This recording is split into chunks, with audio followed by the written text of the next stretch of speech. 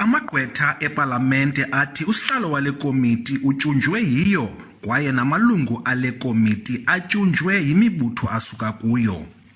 This is not Mr. Dyantyi's committee. It is not a one-man show where ultimately you as chair will make a recommendation to the assembly on whether the PP has misconducted herself or is incompetent as alleged. Your role is simply to preside over the committee, but not to make decisions for the committee.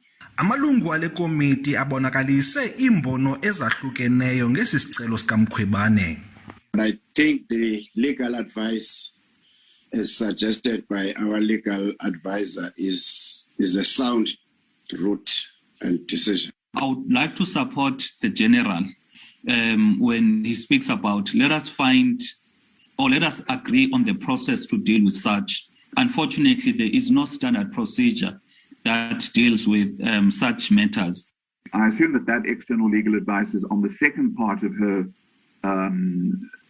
two-part decision-making process where yourself and Honourable Milan need to decide whether you need to recuse yourselves. Chair, you do not lose anything if you recuse yourself. If anything, you will demonstrate to all of us, including the public, that the mandate of the committee is more important, regardless of who the chairperson is. Amanye amaqela afuna esi sicelo sichithwe. So, Honourable Chairperson, I support the fact that we dismiss this application.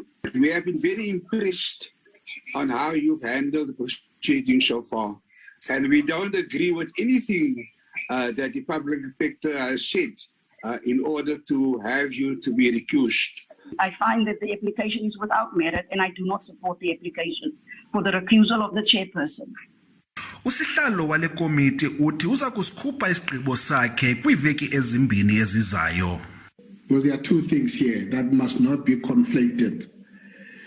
There's a need to respond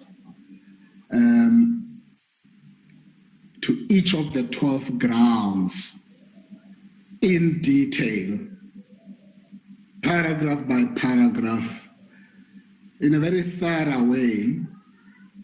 And if one has to respond to even to the commas and full stops that are there, that's exactly what we're going to have to do.